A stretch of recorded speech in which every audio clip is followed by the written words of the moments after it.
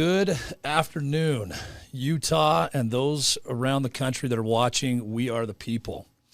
Listen, I'm your host, Tom Hazelton, and I'm sitting in for Jason Preston today. And what an honor it is to be here. What an honor it is to be here with the guests that we have.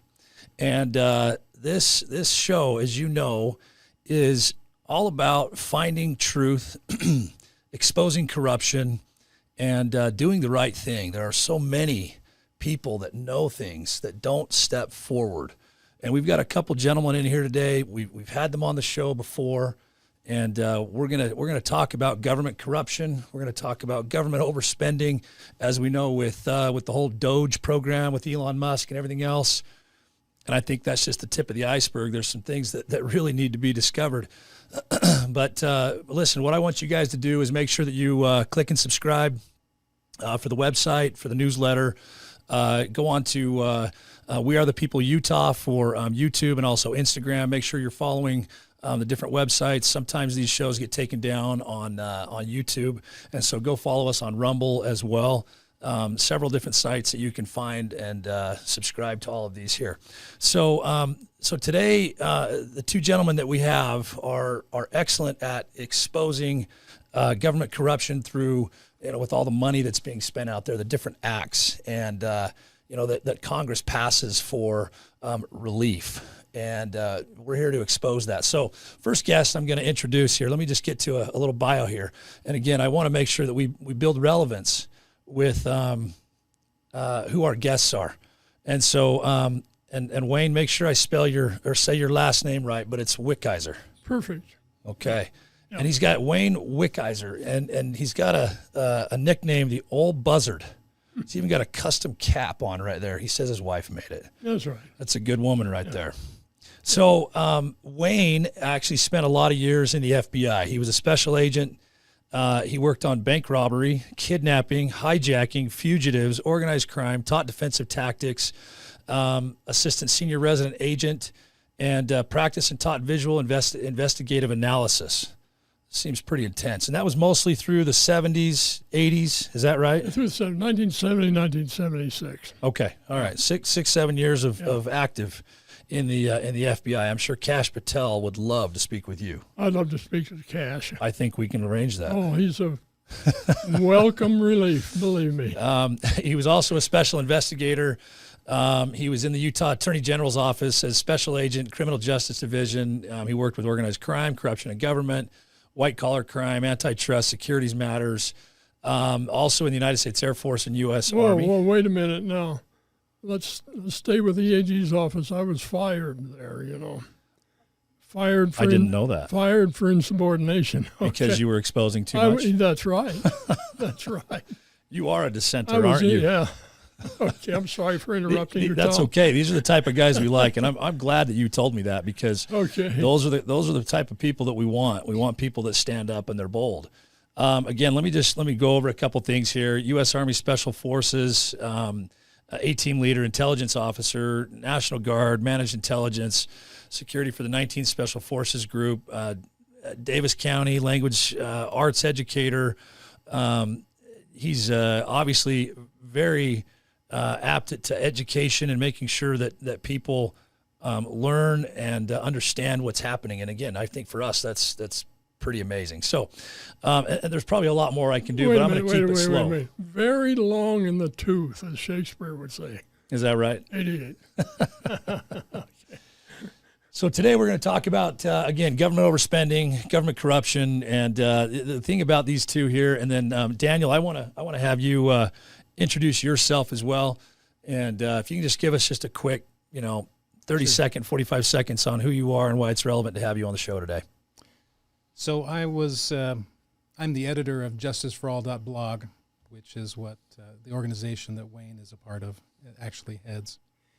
And my relevant experience is that I was the director of operations and development for the Sutherland Institute before they turned to the dark side. And then I co-founded accountabilityutah.org, where we worked on cutting direct and indirect funding of taxpayer-funded abortions. We worked on right to keep and bear arms issues, against asset forfeiture, thought crimes. We worked for parental rights, did a lot of parental rights work, and against the illegal alien invasion of Utah. And I was also a former executive director of the Salt Lake County GOP and counterintelligence agent with the National Guard, where I learned a lot about how to investigate issues. And now, my family homeschooled. I manage a business, but I've always kept my hand in the pot, so to say.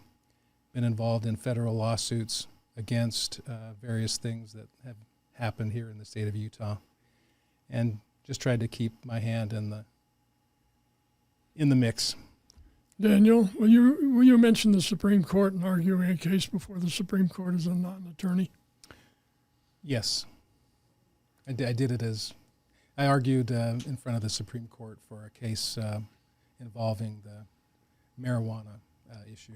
Heard by the Supreme Court of Utah. That's amazing. Well, that's a big deal. Yeah. Well, gentlemen, thank you for being here today. Now, Wayne, I'd like to start with you. And again, we've been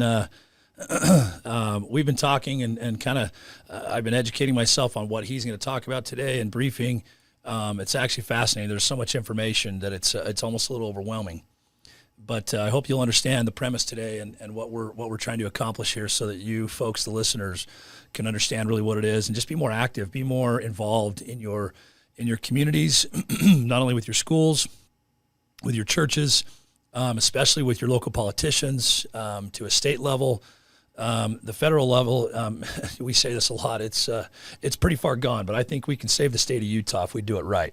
So Wayne, why don't we go ahead and get started? And I don't know if you wanted to start with that little piece that we talked about, and I'm happy to read that if you need, and we can then kick it off with that. Okay, this is depicting Little Coxey and his lieutenant governor shoveling that money from the $900 million cash cow into the executive office of the state of Utah and burning it up for his own personal purposes. All right. And so one other thing, are they seeing me now? Keep going. Okay. Can I wave my hands in the air? Sure. Okay. Go ahead with the monologue, and then I'll be able to wave my hands in the air. Right. Yeah, if you want my attention. All right. Okay. Let's see. So Charlie Reese's final column. Let's see. This is about, I'll start with 545 versus 300 million people. So that's the elected federal level folks there between the Senate and the House, and 300 million plus people in the United States. By Charlie Reese. Politicians are the only people in the world who create problems and then campaign against them. Have you ever wondered if both the Democrats and the Republicans are against deficits? Why do we have deficits? Have you ever wondered if all the politicians against inflation and if all the politicians are against inflation and high taxes, why do we have inflation and high taxes? You and I don't propose a federal budget. The president does. You and I don't have the constitutional authority to vote on appropriations. The House of Representatives does. You and I don't write the tax code. Congress does. You and I don't set fiscal policy. Congress does. You and I don't control monetary policy. The Federal Reserve Bank does. 100 senators, 435 congressmen, 1 president, and 9 Supreme Court justices equates to 545 beings out there out of the 300 million that are directly, legally, morally, and individually responsible for the domestic problems that plague this country. I excluded the members of the Federal Reserve Board because that problem was created by the Congress. In 1913, Congress delegated its constitutional duty to provide a sound currency to a federally chartered but private central bank. I'm actually surprised how a lot of people today still don't know about this. Yeah, I know. And what's interesting, I'm going to add a little piece to this. In 2013, that 100-year lease was renewed by one Barack Obama and voted on by our Congress. Yeah. And a lot of Republicans said, yeah, let's do that too. Yeah, sure. If anybody even knew. I mean, that is the one main problem with the United States are the bankers. I excluded all the special interests and lobbyists for a sound reason. They have no legal authority. They have no ability to coerce a senator, a congressman, or a president to do one cotton-picking thing. I don't care if they offer politicians $1 million in cash. The politician has the power to accept or reject it. No matter what the lobbyist promises, it is the legislator's responsibility to determine how he votes. Those 545 human beings spend much of their energy convincing you that what they did is not their fault. They cooperate in this common con regardless of the party. What separates a politician from a normal human being is an excessive amount of gall. That's about right. No normal human being would have the gall of a speaker who stood up and criticized the president for creating deficits. The president can only propose a budget. He cannot force the Congress to accept it. That's right. Congress has always had the power of the purse. I wish people understood that. The Constitution, which is the supreme law of the land, gives sole responsibility to the House of Representatives for originating and approving appropriations and taxes. Who is the Speaker of the House? Well, it's Mike Johnson. I think he's still Speaker, isn't he? Yeah. I try not to follow along too closely anymore. I'm kidding. He is the leader of the majority party. He and fellow House members, not the president, can approve the budget they want. If the president vetoes it, they can pass it over his veto if they agree to. The House has passed a budget, but the Senate has not approved a budget in over 3 years. The president's proposed budgets have gotten almost unanimous rejections in the Senate in that time. Now remember, this was written, I think, when John Boehner was the speaker. It's dated, but so some of this may be dated, but it's got a relevant point. It seems inconceivable to me that a nation of 300 million cannot replace 545 people who stand convicted by present facts of incompetence and irresponsibility. I can't think of a single domestic problem that is not traceable directly to those 545 people. When you fully grasp the plain truth that 545 people exercise the power of the federal government, then it must follow that what exists is what they want to exist. And I think that's right. Everyone says, why do they do this? And why are these problems? And I think they're doing exactly what they want. You cause a problem, and now we need someone to solve the problem. So enter the politician that says, I can solve the problem I just caused. Yeah. And I'll put money in my pocket while I'm doing it. And you can vote for me. Guys, right? Yeah. If the tax code is unfair, it's unfair because they want it unfair. If the budget is in the red, it's because they want it in the red. If the Army and Marines are in Iraq and Afghanistan, it's because they want them in Iraq and Afghanistan. If they do not receive Social Security, but are on an elite retirement plan not available to the people, it's because they want it that way. There are no insoluble government problems. Do not let these 545 people shift the blame to bureaucrats whom they hire and whose jobs they can abolish, to lobbyists whose gifts and advice they can reject, to regulators to whom they can give the power and regulate, and from whom they can take this power. Above all, do not let them con you into the belief that there exists disembodied mystical forces like the economy, inflation, or politics that prevent them from doing what they take oath to do. Those 545 people, and they alone are responsible. They alone have the power. They and they alone should be held accountable by the people who are their bosses. Isn't that the name of this show? We Are the People. And that's the whole point of this, is to take this back. Yep. Provided the voters have a gumption to manage their own employees, we should vote them all out of office and clean up their mess. I think you get the point there. So we've got 545 people that run us, and it's just a small group of elites that do, and they enslave us with the laws, with the taxes, with the regulations, and with the overburdensome every single day, in and out of this grind. And it's amazing to me because I know I live it too. How do you help, and how do you expose this, and how do you stop it? Wayne, I'm going to turn it over to you. Okay, so for Utah, what you see up there on the screen are a couple of doppelgangers or clones for what we just heard about on the federal level. That's right. Pretty much true. I think so. Well, let me start waving my arms. All right. Now, COVID, and how I like to characterize it as the mandemic mania, fell out in a number of directions. Okay, masking, vaccination, isolation, you name that side of it. Death from vaccination, death from, the isolation has just ruined a whole generation of children, and masking as well. And so on the other side of it, the side that, Daniel and I work on a lot, and the side that I've been analyzing is the financial side of it. It's the CARES Act. Now, Or the Who Cares Act. Yeah, the Who Cares Act. Thanks, Daniel. Why would you read the bill? Exactly. Yeah. So, I'm thinking about that and going back to some of the criminal cases I've worked. Some have been fairly substantial: racketeering, bribery, antitrust. I've analyzed and followed a lot of cases like the Bank of Credit and Commerce in the 1990s. That was the single most corrupt bank in the history of the world ever. And so I've done a deep dive in a lot of these things, and nothing in my experience compares with the pandemic mania and the CARES Act combination of criminal activity that has just descended on this nation. Nothing at all. This is the largest, the most significant major crime that I've ever witnessed. Yeah. But I don't think it's being viewed that way. All right. And I know. Why would you say it's not being viewed that way? I know, but for the listeners, why would you say that? Okay, so if you follow the money in the CARES Act, both sides of the political spectrum, business and industry, have been compromised and co-opted in it. All right? And so I'm going to say nobody, but that's not true. If you want the room to go quiet and a bunch of politicians ask them if they took if they profited off of the Who Cares Act. Absolutely. Republican, Democrat, doesn't matter. Whether they say they're conservative or not, doesn't matter. They all are on the take. Now, I just finished an ebook.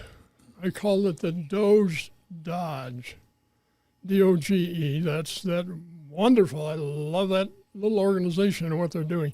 But the dodge is that Doge is not going after those governors who have defrauded the CARES Act. Yeah. And for some of them, we've got their number, okay? And you'll see some of that today. Wasn't that kind of the, since the dawn of time, it's like, look, if my side has corruption, that's okay. But when I'm elected, I'm going to make sure to call out your side. Oh, yeah. So you know that they're hiding their side, because why would they call out their own? It's going on right now, I guarantee you. So Fauci, I don't think Fauci will ever be prosecuted, and nobody's going to go after the corruption in the CARES Act Corona Relief File. Now let me wave my arms in the air for just a minute.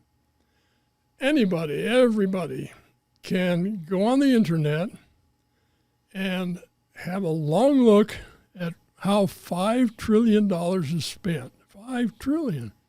If you're going to stack $5 trillion, one on top of the other, it goes thousands of miles into the air. Yep. All right, many, many football fields. Trillion is an incomprehensible number. So attacking this monster, which I like to do, okay, I download channels of it. Okay, so here we have, and anybody can do this, go on the internet and stop at the introduction to this pyramid, this $5 trillion, and look for channels that fall out of it. One is the Paycheck Protection Plan. Oh, the FBI loves that. Oh, the FBI loves the Paycheck Protection Plan because they're going after moms and pops and the little guys, okay? Fines, savings, recoveries, fugitives apprehended, and convictions. Those are FBI statistics. You think they're going to touch the governors? Can I cuss? Hell no. Okay. Yeah, sure. All right. All right. They're not going to touch those governors. Anyway, so here we go. $5 trillion. And the channel that I have been immersed in for a long time, Daniel and I, and working together, is the Coronavirus Relief Fund, wherein resides $150 billion. Now, if they're still looking at this visual, in that channel, within that channel, that money's going out to governors and other persons and in other places as well. Our governor personally controls, I know this in my heart, I know it's accurate because I've spoken with a source about who controls that fund. And it's controlled in the Governor's Office of Management and Budget. It's now the Governor's Office of Management and something else. Same office, though. And I asked this person, I said, Okay, so you manage the fund. Yeah, I said, well, who controls it? He said, well, the governor controls this money. All right. So whether little Coxie is controlling $930-some million by proxy or by inference, or if they've created a list. Let's say we've got a list of Cox's donors. And is Cox going to go to the manager and say, okay, I want you to give this? But when a request for these monies requests come in, asking for either grants or contracts, somebody, and I'm theorizing how this goes, somebody's got that list, okay? And so when they see, okay, Know Me Health pop up on the list, I'm going to give a bunch of money to Know Me Health, okay? When they see Governor Cox's family's company pop up on that list, oh yeah, we see this, $125 million to that fund. Yeah. That much, okay. So, Wayne, go, if you would, if it's a good time, can you pull up your spreadsheet and go through that? I don't want to bore our watchers, our readers, our friends out there. So I'm going to try to move through this as quickly as possible and make it make sense. When I initially downloaded this channel of the Coronavirus Release Fund, I just got a list of prime recipients and the amount spent. But I broke that out into various pages as I conducted my analysis. So forget about this on the right now. But there are 208,000 entries reflecting the dispensation of the $150 billion, okay, in that fund. To the state of Utah. No, across the board, across the nation. 150 is a federal number for everybody, yeah, right? Right. Okay. Now, the Executive Office of the State of Utah, we see in the award amount $934 million plus change, and that's the fund that Cox manages, all right? And so in a minute, we're going to go to the web report that Daniel and I did that breaks down Cox's participation in this and how he has spent this. But let me go along the top here for just a minute. So that's the executive office. So out of that, I broke out what is called multiple recipients. So this is a fund within the executive office, and the subrecipient is not named, nor are any of the details regarding exactly who got the money and where it went. It was filed with the Epstein files. Yeah. $127 million of that is completely unaccountable to the taxpayer. $127 million in the state of Utah, yeah, unaccounted for. Yeah. And where did that go? Well, why aren't we questioning? I mean, I know you are, but why aren't we questioning where that's going? Well, yes, no, and maybe. I mean, I've been busier than a three-legged polecat at a church picnic. Do we have the right AG? Because that would be the AG's office, wouldn't it? Well, I wouldn't trust the AG as far as I I could throw me. I don't either. Either one of them, for heaven's sake. So I hike my old buns with my walker down to the lieutenant governor's office with my grandma request, okay? So see that large number there, $104 million? Okay, I submitted a grant request for this documentation and detail with respect to expenditures in that. Pause right there, Wayne. Do you know right now there's a bill on the House floor that would make it so that the government doesn't have to give you the information here in the state of Utah on those grant requests? Have you seen that? Have you seen that, Daniel? That would be disastrous. Oh. That means they can. I mean, they already hide it anyway. Oh yeah. But there is some accountability if you can file a grammar request. But if they pass this bill, they don't have to give you the information. But guess what? I got a return on my grammar request. I'm glad you did. And I'm not going to go through the details, but I've got several legislators. What's your summary on your grammar request? I've got several legislators involved with private corporations, corporations being funded by this $104 million, and these legislators are either officers and directors in these corporations. Of course. Now, I haven't gone, I'm still looking at that file. I mean, it's horrible. There's so much more to do, create content. You know the drill, run a business, okay? But anyway, there it is. There is, boy, for an agent investigator, I tried to get the FBI interested in this. They don't want to talk. Yeah, hey, I've talked to the FBI. They've been in my office. I was a member of the former Agent Society for over 40 years and resigned about a year ago in disgust. But they have this stuff. I know they have this stuff. And the legislature has this stuff that you're looking at right now. Okay.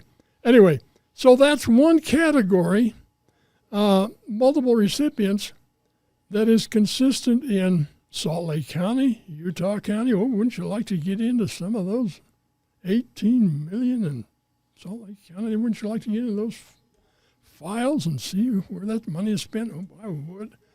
Anyway, so for other governors, okay. I have a thought as we're talking about this, and I've heard that if we would cut the pensions to every single government member, federal government member, it would solve our debt problem. Have you heard that? No. I was addressing this with Representative Blake Moore, northern Utah area. So I don't know I forget the district, 1 or 2, I don't know. And I was telling him this. We were at a private function a couple years ago, and he had just been elected. And I asked him, what'd you do prior to this? And he told me, and I said, so would you say you're not worth a lot of money? And he says, I'm not worth that much. I says, okay. When you come out, if you are, then I know you're part of this. And I said, we'll be watching you. I'm not saying he is. I'm not saying he's not. I'm just saying that's what happens to these folks. Because he was arguing with me about, hey, we can't do this with it. And I said, no, if you cut the pensions, if you take care of this stuff, like we could literally wipe out our debt if this stuff stopped happening. You're speaking of elected representatives' pensions, is that? Elected representatives, federal government, judicial branch. Correct. Gets a huge sum. Oh, huge yeah. pensions. Yep. And this is life. You serve one term and you get it for life. So and I'm not saying there's folks that shouldn't get pensions. There's those that have earned it. You've been if you've been in a government position that's done well for 30 years, or you've been a police officer, or you've been in the Army, I'm saying those are things that are probably worthwhile. But there's so much waste, not just in these acts, but everything. And we are so far in debt. Oh. And all they're doing is further enslaving us. And pretty soon it's going to take a wheelbarrow of cash, $100 bills, to go buy a loaf of bread. Oh. Yeah. Okay. So that's the multiple recipient side of it. Remember, other governors, not every governor, but other governors have this kind of a fund within their fund that they control. All right. And not every governor controls that kind of money. So I'm going to show you something else that sets my hair on fire, and it may set yours on fire. Sorry, one follow-up on that. Why is it that our governor controls it here in the state of Utah and some of the others do not? Well, the governors that I have researched that have that kind of money, and so I've gone to artificial intelligence. I've asked these questions: who controls this fund? And I get back information, and that's pretty credible. Most of those governors do control this particular fund. It isn't always characterized as executive office of the state of. Okay. But it may have a different designation, but they control that money. Okay. So essentially, typically, for people watching this, essentially they're setting up a mob boss who's in charge of the state. Absolutely. And I'm sorry to insult the mob. I think I said last time, at least when you pay the mob protection money, they protect you. Yeah.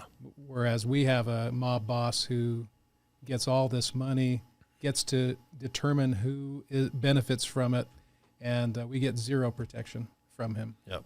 He's always trying to steal something from us. Yeah, you'd rather have a real mob or a real cartel. I'd rather have a real cartel, not this where's the sham cartel. Where's the benefit of all this, right? Hey, I've dealt with La Cosa Nostra. I mean, the real mob. a very dear friend of mine I put in jail for all of his life, and he used to call me from jail. His name is Gerald Joseph DeNono, mobbed up guy. I would trust him with my life far more than the two people you saw on the screen just. I've only talked with him once, and I trust him. You talk a lot more than I would. That's Cox saying something, isn't it? Oh yeah, oh yeah. He'd have my back. Okay. Now, you've seen multiple recipients, sub-recipient category, right? Yep. Here's another one. It's the not available category. All right. Now, the Native Americans have had the short end of the stick for eons of time. But let me see if I can go down to the bottom and get you the total amount here. And this is across the board. There you go. Hundreds, thousands, millions, billions. $99 billion, not just out of the coronavirus relief fund, virus relief fund, but $99 billion out of the CARES Act are going to all of these tribes and others, and the subrecipient is not yet available for public display, and there's no backup documentation. Now, I've been watching tribes for years, actually decades, and I know the federal money that goes into tribal organizations just goes south as soon as it's collected, much of it, not all of it. Do you think any of that money's gotten out to a little Hogan out in the middle of the desert, or a wiki up in Washington, or an igloo in Alaska? Only if they're transgender. Oh, yeah. Those guys have some of the best casinos. Yeah. Okay. So, that sets my hair on fire, but I can't do anything about that. Okay, back to Utah. Let's go through this screen. I'm about finished with this. Okay, no, that's not what I want. There's Utah County. I broke that out, Salt Lake County. Multiple recipients. These are the multiple recipients that I pulled out. There's Pennsylvania, Arizona, Kansas, Nebraska, Utah, Ohio, Virginia. There may be some more, though I don't think so. 100,000, million, billion, 5 billion. All executive offices that I was able to pull out are, Pennsylvania, Arizona. Oh, Arizona. Oh, boy. That state is fraught with fraud. Hawaii, on down. Okay, that's enough spreadsheets for now. Any questions? No, I can just tell that you've done your homework, and it seems like there's numbers there that are almost too big to fathom. And where did they go? Yeah, the challenge is to, work from the outside in, and you get as specific as you can, and document what you find. Yeah. And so we've done that, Daniel and I, and put it on pause for just a minute while I spin up Cox. Well, it's corruption that's so vast that people's eyes gloss over. They can't even fathom the level, the magnitude of the tidal wave of filth that is just flowing through their community. When I talk to people about this type of thing, it doesn't have to be this, but corruption on a high level, people always say to me, well, you would have to have hundreds and thousands of people cooperating and understanding with an agenda, with this, that, the other. And I said, and? I mean, we're talking about the government. We're talking about high-end corporations. We're talking about politicians. We're talking about business owners, CEOs, and it's like, hey, if you do this, I'll do this. Yeah. You guys, it's been this way since the dawn of time. It's just easier to do it now, I think, than ever. The sleight of hand is easier to pull off.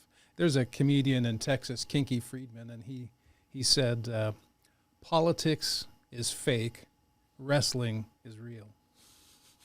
I don't know if you ever watched Big Time Wrestling, but I remember Big Time Wrestling. You're talking like WWE stuff. WWE, okay. Yeah. So he's saying politics is fake, wrestling, Big Time Wrestling is real. And there's a point, it's a lot of skill to pull off Big Time Wrestling, a lot of choreography. But I remember watching it back in the 80s, growing up with it. And I actually had friends who thought it was real, and I couldn't convince them it was fake, Staged to save my life. Well, look, in this frame, he's not even slapping the guy. You can see space between them. No, it's real. And those people grew up, and now they've switched their fantasy from World Wrestling Entertainment to politics, and they believe that somehow now the politics is real. And I think the point that the overall point that people can take home from this is that no, politics is not real. It is totally and completely fake. Even the Doge, I don't know if you saw Battle of the Billionaires on WWE back in 2007. It was Donald Trump. Is that when he was on the wrestling scene? Yeah. I remember watching that just because of his presidency. It was Battle of the Billionaires. Okay. It was Donald Trump versus the hated host Vince McMahon. Vince McMahon. Oh, yeah. Okay. Well, I've seen that. Yeah. And that's why I call this Battle of the Billionaires 2. What's going on right now? We have this. It looks very positive on the surface. All of this corruption being exposed, it's great for waking people up. But are they touching the real sensitive spots that fund the entire operation? And the answer is no. Are they jailing the kind of people who should be jailed? The answer is no. Part of their craft is they take us, very seriously, that they are to protect each other in the craft. And that's why you'll see all sorts of wonderful things appear to happen, but then you'll never get, for instance, the full unredacted Epstein files. It's not going to happen. Right. It just, too many people would be exposed who are too important to the apparatus. I just said they're supposed to be released tomorrow, and I think the same thing about the Kennedy files and the MLK files and whatever else. There's so much there, I think, that just implicates so much in government and others that they're going to be so redacted that we're not going to really understand what it is. Okay, Epstein's is supposed to be out today. Was it today? Yeah. Okay. Do you think Kennedy's 2 times are going to come out? Do you think all the information about Kennedy is going to come out? No, that's what I'm saying. I don't think so. They're doing that to appease the people, and they'll give them a little nugget, a little drop off the table here. Here's a crumb. Yep. And the American people will mostly go away happy. Well, Epstein is just a deflection. It's deflecting away from interest, in my opinion, okay, as a intelligence guy. Not Epstein, intelligent, but intelligence guy. Let me fill you in on this. For those, this is relevant, okay, for those listeners that don't know. And this is on topic, off topic, but Epstein was he was the middleman. Right. Oh yeah. Okay. We're talking Mossad agents. Mm-hmm. We're talking United States CIA Service, CIA, FBI, those guys. And they take this and they get these guys to blackmail. But what's interesting is, I think it's pronounced it Ghislaine, right? Ghislaine Maxwell's father. If you look into Robert Maxwell, operative for the he was a Mossad agent. Okay. Mossad agent, and he started a company, IDF. and I can't remember the name of the company, but it's something in Greek, and it means I got to look it up because I'm gonna slaughter it. But basically, it was a textbook company, history books. Okay, they also bought McGraw-Hill. Those are the books that I went to school with, that I saw in the 80s and 90s. Okay, that's what we're being taught that happened, and these are the reasons for things. Well, you realize that certain things started in 1945, 1947, 1948, 1949, and then all this stuff comes to light. Well, Epstein was just a middle guy. When I say he's not a good guy, he was the middle man, and he was being told what to do to bring these things in. So if people really look at the bigger picture here, it's now we're buying textbook companies so that we can tell you what you should believe. It's amazing. As Wayne will attest, there's another Operation Memory that even filters the translations you get from Middle Eastern sources. Yeah, let me enlarge on that. Thanks, Daniel, for reminding me. If you'll Google MEMRI, MEMRI, okay, it's the Mossad's propaganda front in the USA. Yeah.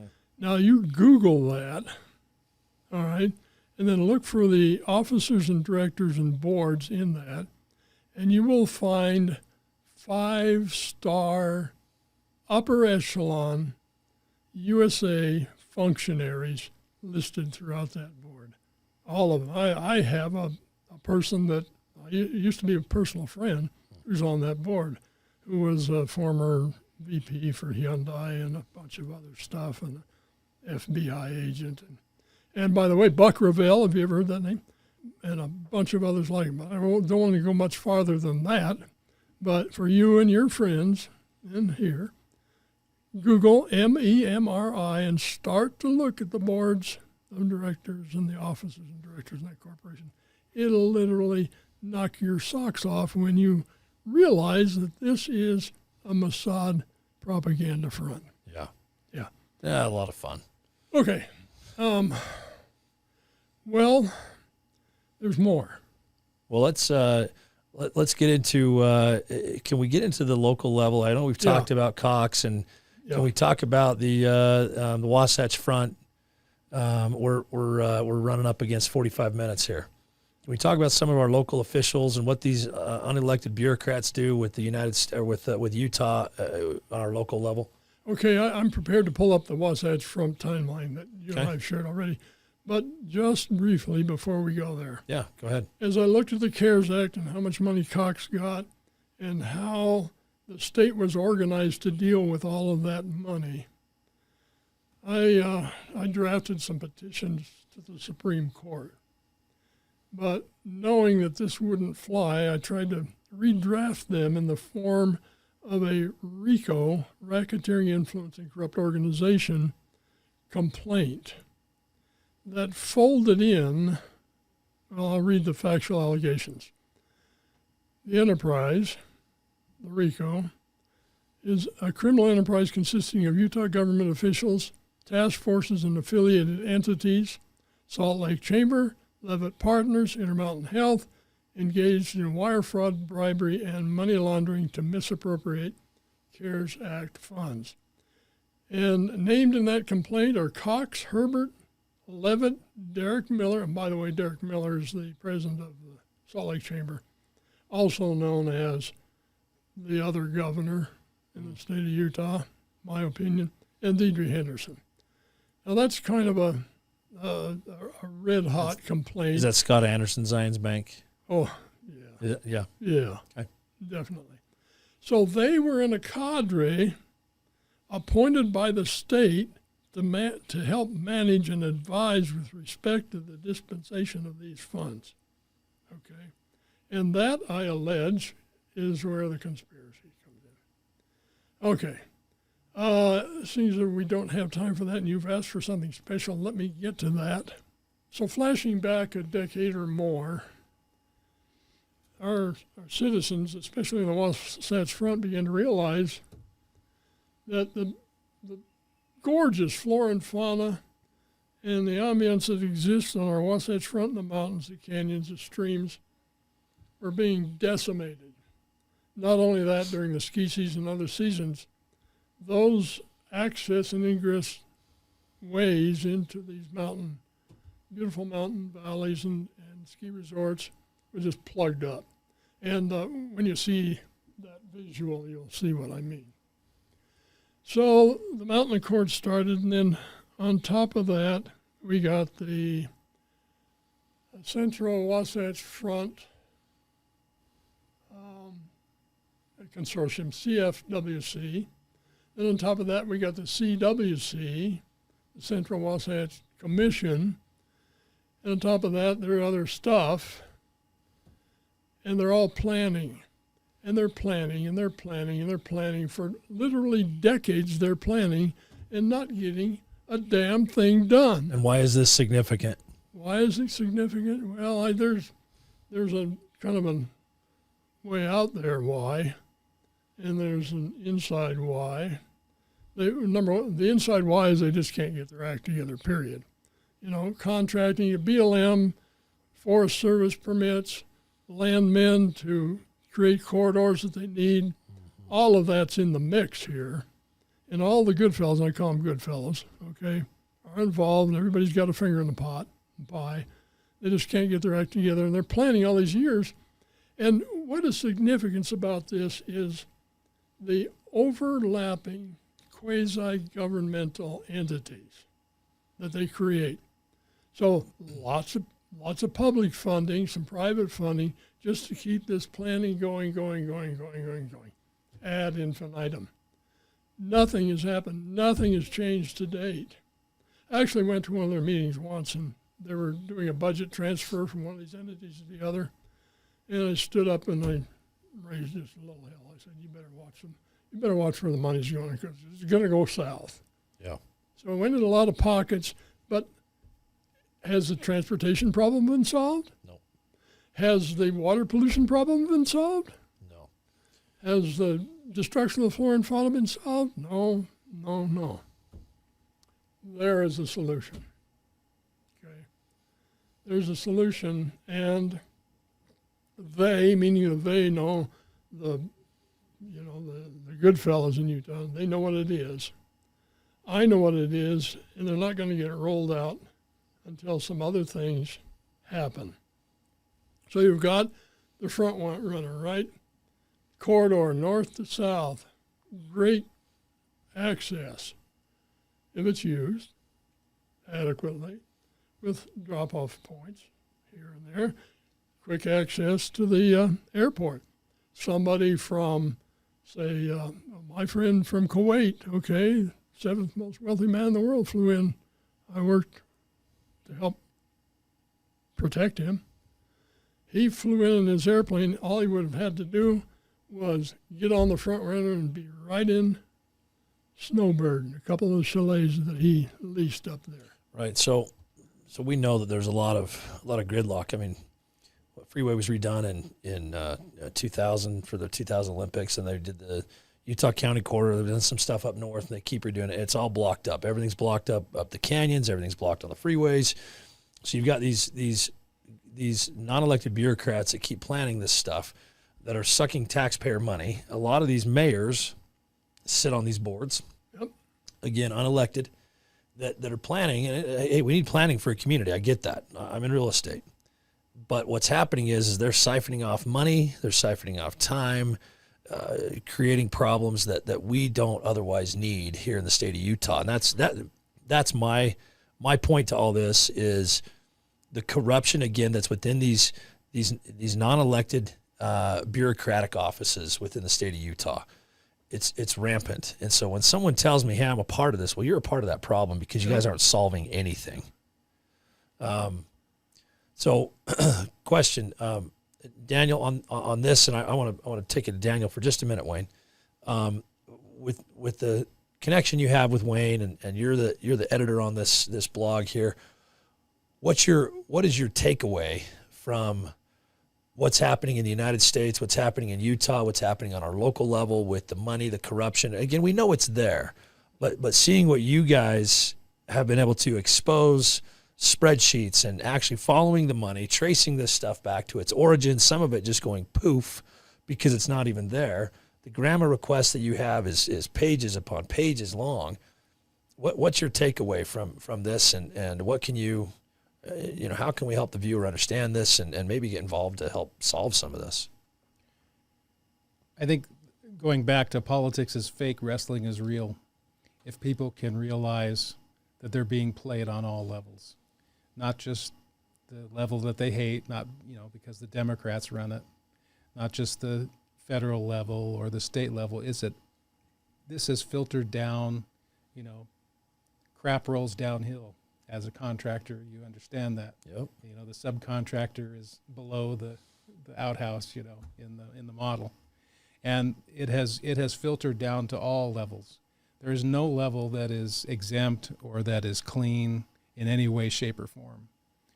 That realization, if more people realize it is that bad all the way down to their municipal level, then you start to be the difficult thoughts come to the surface. What do we do about this? This is so bad. I mean, how do we start over? Because that's essentially what we're talking about. We have to start over. And, that kind of talk is too scary for most people. But there comes a time in every corrupt empire where you have to start thinking about it. You have to start planning for it. You have to start doing something about it. The worst thing we could do is to keep pretending that we live in a fantasy world where we have some areas that are bad, but not too bad, and we got other areas that are okay. So, we're still all right. It's like I said before, it's the generation who grew up with big time wrestling and thought it was real, have transferred that psychosis or that fantasy over to politics, and we need to get that out. All of your levels are this corrupt. Some may be a little less corrupt than the federal level, but they're all part of it. That's all part of the same hydra. And you can cut off one tentacle and 2 or 3 will grow out in its place. So to me, it's not, what can we do? Well, we can first adjust our thinking and stop catering to their theater. Once we do that, then the free market of ideas actually starts to take place, and we go, okay, we're not going to get satisfaction through the courts. We're not going to get satisfaction through grammar requests or through hiring another group of people who are either already part of the system or will be shortly once they're in office. That's not going to work either. So what do we do? So to answer your question, I don't have a lot of solid, okay, go write your congressman kind of things that people can do. It's a mentality that needs to switch in more people's minds so that they stop at least enabling their corruption. I used to shout everything I knew from the rooftops, at least I tried, to get people convinced of what's happening, to wake them up to their awful situation. And I mean, that's part of what this show is here. But at the same time, there are people that just do not want to wake up. They don't want to see it. I mean, you can tell them the sky's blue and they walk out and they say it's red. They can literally look you in the face and they believe that it's red. I don't understand that mentality of stick my head in the sandbox and not understand and not be involved. And that's why at the beginning of the show, 300 million can't overtake 545. I sense you want to wind this up. I do, but I want you to get out your important points. So if you've got something, I want to hear it. And we need to do that. We need to wind this up. But you and I have talked about a solution to the Wasatch Canyon's problem. We have. That's for another time, okay? And for my FBI friends out there listening, they need to read my latest ebook. Yeah. Who is Next to Die? Murdered by the FBI. Okay. Okay. We'll put a link up so you guys can go read that. Who's Next to Die? Murdered by the FBI. That's a good one. Well, the last show that I did talked about, underground tunnels and how the FBI was involved in that. And this is the gentleman that was hired to, create a device to sense and see these tunnels, to locate where they were. And it's just amazing what the FBI knows, what the CIA knows. And once we find out that they know it, and no one does anything about it. Let's hope, and I've said this before on air, let's hope that Kash Patel does what he says he's going to do, And again, I know that everyone always tries to protect their friends, but man, if we could expose some of this, if we could really get stuff out there, it would change the landscape of America. It just needs to be cleaned up, period. Yeah, Bongino's going to help as the AD. Some of those ADs were pretty much hitmen. They kept things in line in the Bureau. I like Bongino. I do too. He was one of those kind of rebel guys as a Secret Service agent. And I think they didn't like him either because he was too honest. That's right. He knew the corruption was there. One of the parts that fascinates me about all of this, and Daniel, what you had said about everyone believing that their side is correct, and so they see that the wrestling is real, and they can't see what's right in front of their faces because they just don't want to accept it. Is my friends that say, hey, I love Fox News, that's what I watch, and I say, well, gosh, it must be correct. That's like the left saying, I love CNN. It's the same thing, you guys. Now, I think Fox is better than CNN, okay? But again, there is so much corruption, and they're hiding so much from you that you have to really kind of part the weeds and look through. All the time. On everything. Name a representative in Congress, in your state legislature, in your county government, in your municipal government that exposed the COVID, the Who Cares Act scam. Name one person. Well, you know, I don't have one off mind. Yeah, I know there one is of my none. one of my buddies that's a mayor exposed a lot of things. He was one of the most bold in the state of Utah, which was interesting because there Yeah. weren't a lot of. Riverton, That was Trent Staggs. he exposed some of it. He did. I'm just saying there's not many that stand up and actually say this because they're trying to save their own bacon, or they really don't even know because they're not paying attention. You know, so I think it's maybe a little of both. okay, now, you know, you can cut this if you want to, but cut it short. I don't care. We have from the get-go, and that's been about 4 years through this series, this long series of the pandemic mania, have been exposing what we're talking about now, vaccination, isolation, etc., and creating reports, Daniel and I, and I've been propagating those reports to elected representatives and other senior people around the state. And then I measure who opens the reports and how many times by name. Well, do you think we've had a tumble? Has anybody asked us, well, help us out here? You know, we're going to get the AG involved. Hey, come on, no. The only thing we ever did was that report on dams, hazardous dams, and the media picked that up. Well, it's easy, you know. Right. Okay, anyway, enough. I'm Yeah, out of so gas, there's Tom. not enough. But you know, listen, it's always interesting and fascinating meeting with you too. I appreciate the level of homework and interest in this because without folks like you, again, it gives me hope that there's actually some hope for this country to be passed down to the next generation. One thing that I have seen in recent years is the younger generation of men, okay, boys, my boys' ages. They're really kind of turning a new leaf. They're turning around, and they want a good country. So the handlers, if you will, have a problem. They have a problem because these boys that are turning into men are waking up, and I really hope that the generation of my children really turns this country around. They need good leaders. They need good, trailblazers to set that path. And, to set it on fire. And again, it only takes a minute, irate percentage of the population. I mean, look what happened during COVID. You get 2% of the country, 1% that wants to riot and do things and whatever else. And everyone says, oh, we better lay down and give them what they want. Yeah. Well, imagine if we actually stood up the way we should and started taking a stand, it would become popular. When things become popular, politics are downstream from culture. If it becomes culturally acceptable to become a real man again, to become a real woman again, to know our place in society, to be respectful, to live a life that God would be proud of, because he is the ultimate judge. If we would actually understand that, I mean, things would start to turn around. These politicians wouldn't get away with what they're getting away with. We didn't stand for this stuff. I mean, in the Boston Tea Party, there was a tax of what, 2%? I don't even know what, it was a small number, and we started a flipping war over it. What's going on? Why can't we stand up? And so for me, I see this, and it just, it actually blows my mind, but most people want to stick their heads in the sand. And I think a lot of it has to do with this device right here, with computers, with social media. They've made everybody mindless zombies. Yeah. And they can just bury themselves in that thing. They don't have to get out of the house to even make money. They can make money on a phone. They don't have to talk to people face to face. It's actually a pretty amazing cultural shift. And my generation is the last generation that we know what it's like to not have computers and to then be in a digital world. Oh, Sad. We've lost the storytelling tradition.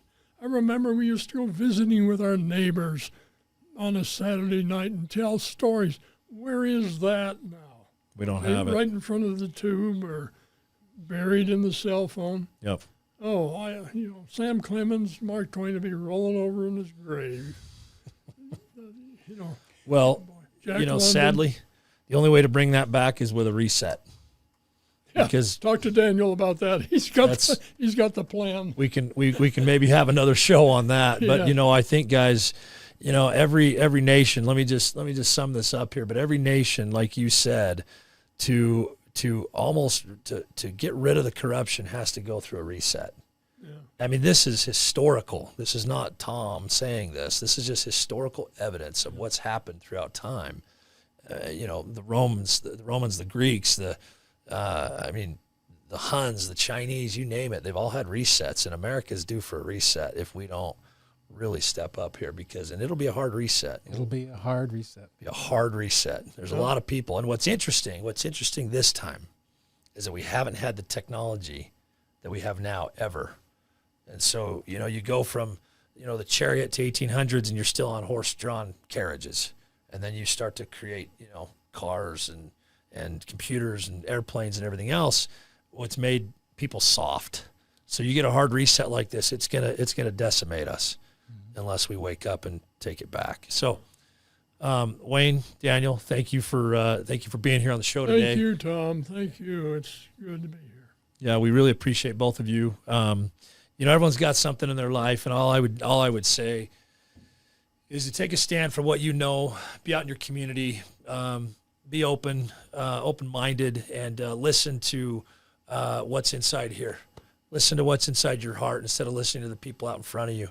And do the right thing. Try to raise good kids. Try to make your family a better place so that they can expand out into the community and everything else. And honestly, that's the only way we're going to stop this, is by making sure that we take care of our own backyards first, and then we can branch out. And you know, God has a way. He'll be there. He'll help everybody, I believe, in your time of need. And if you've got a duty to tell somebody something that's going to help them, I mean, it'll be told, and he'll make sure that gets out there.